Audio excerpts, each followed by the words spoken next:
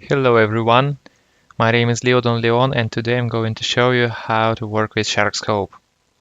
Sharkscope.com is a powerful software which can allow you to learn almost everything about your opponents at the poker tables. I want to tell you that it is much more easier to work with this software using secondary software like Starscaption or Stars Helper. I use Starscaption. Let me show you how it works.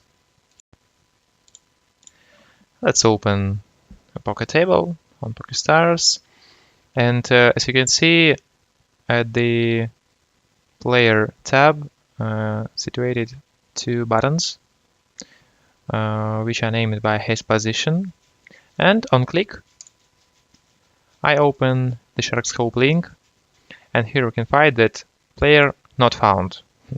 It is because he didn't opt in his statistics. We'll talk about it a little bit later.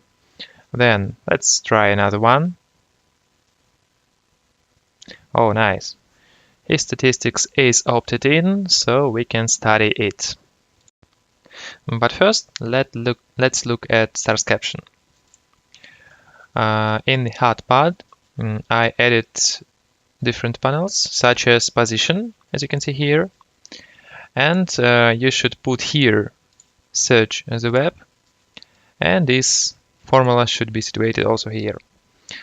It is for PokerStars. Then I have similar one for pokerstars.es. You can see these formulas here.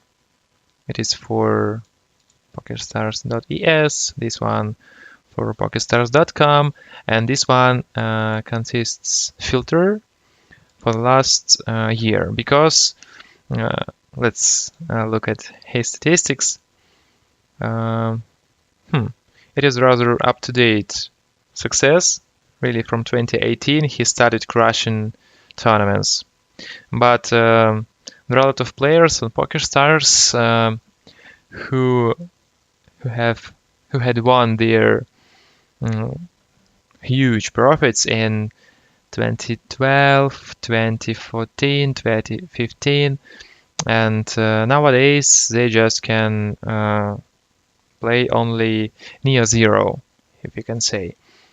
So you need to look at the actual information about your opponent, and it would be really cool to use a filter with date range, something like past 6 or 12 months. Let's come back to statistics. First of all, you need to know that these statistics you can add or delete them manually by this tab. You can click here, and then you can add everything you want. I've added some kind of statistics that I consider the most important statistics. First of all, count. Here we can see how many tournaments did he play throughout all his poker career, and we can see that it is not really a huge amount, because some players have something like 20,000 games played and more. So if, for example, you can see 100 tournaments, then you can make a conclusion that he is not a really experienced person. And this info can help you to crush this player. And the second one is average games per day statistics. And we can also decide, is your opponent a regular player or he is a recreational player. Because regular players usually play something like 20 plus tournaments a day. And if we will talk about recreational ones, then he played something like 5 or 6 tournaments per day, because they need to sleep, they need to go to work the next morning. so they cannot afford themselves to play a lot. So it is really important info. Then average stake. These statistics can help you to know is your current, for example, final table really important for your opponent. If you're playing $1 tournament final table and your opponent's average stake is $30, I don't think that he will play this final table really concentratedly. And if, for example, his average stake is $1 and you found him in, for example, at the final table of the tournament with buying like $33, then maybe it won't life-changing money for him, but he'll be really under big pressure of the pay jumps. So it will help you. Next one, early finishing stage. The statistics can tell you how often does your opponent leave the tournaments at the beginning of them. And I think that these kind of statistics should be less than 10%.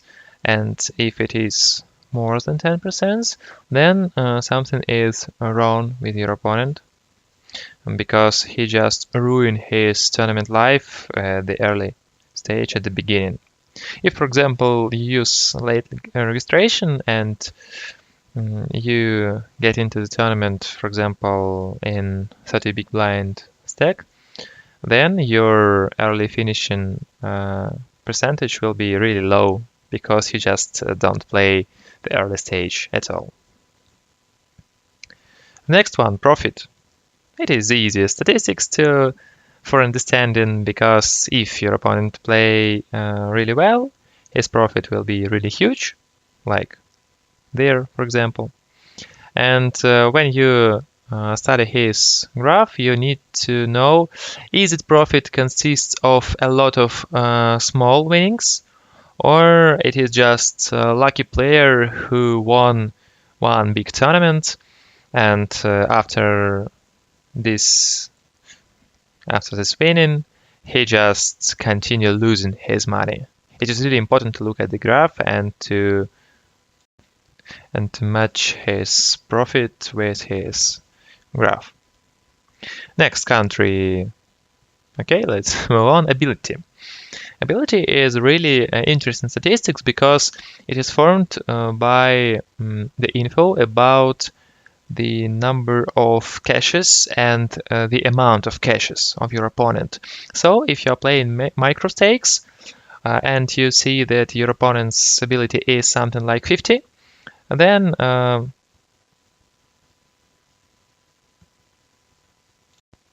probably he is a recreational player and he loses money here.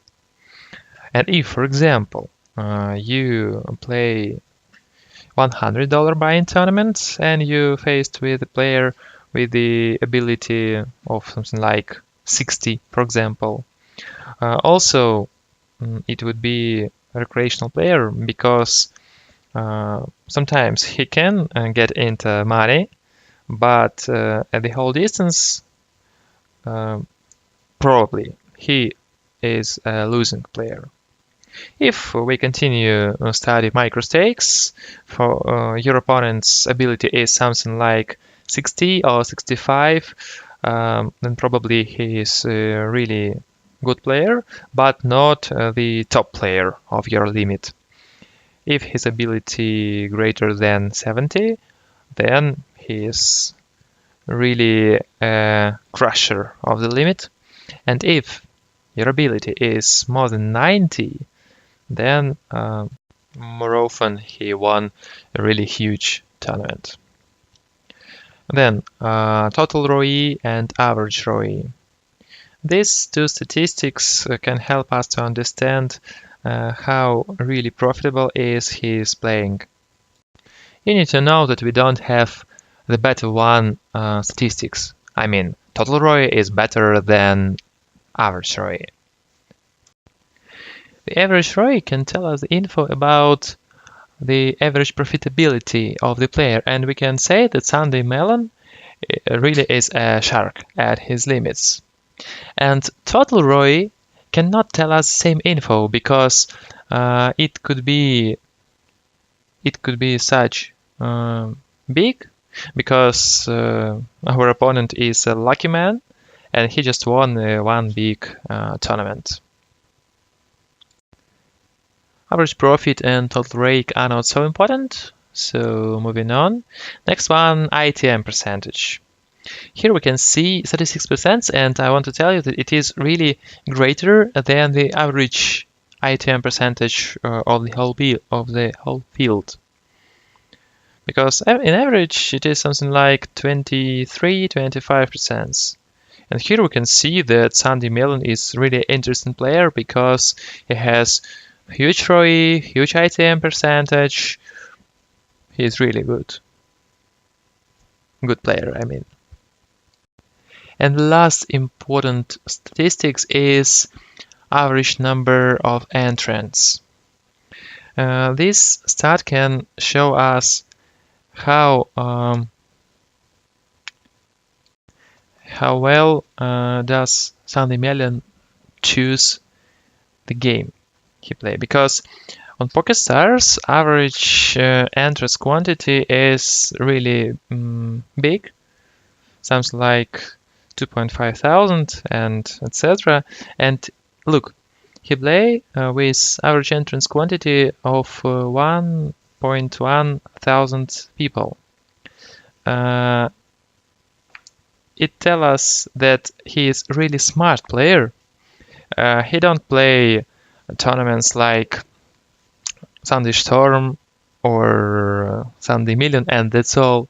No, he play really low AFS tournaments which can help him to keep his ROI in such a big way, such a big percentage. The more players are in tournament, then all the more dispersive is our playing. At the beginning of the tournament, I promised you, at the beginning of this video, I promised you to tell a little about opted in and opted out accounts. Here you can see the options. And you can opt in or opt out your account. It means that if you opt out your statistics, nobody can know anything about your game, including you. You also cannot find anything about you on sharkscope. If you opt in, then you can see all the info that we can see here. And also there is a third one kind of opting options. It is something like opened for a half statistics. Let me show you. Here we are. The Copman. You can see not opted in. It means that we cannot know anything about his ROI, about his profit, but we can look for average stake, for average games, for count, and for his ability. Ability is with average stake are the most important statistics which we can study even if our opponent didn't opt in his statistics. So that's all I wanted to tell you today. If you have any questions, you can leave them below. Also subscribe to our channel and see you in our new videos.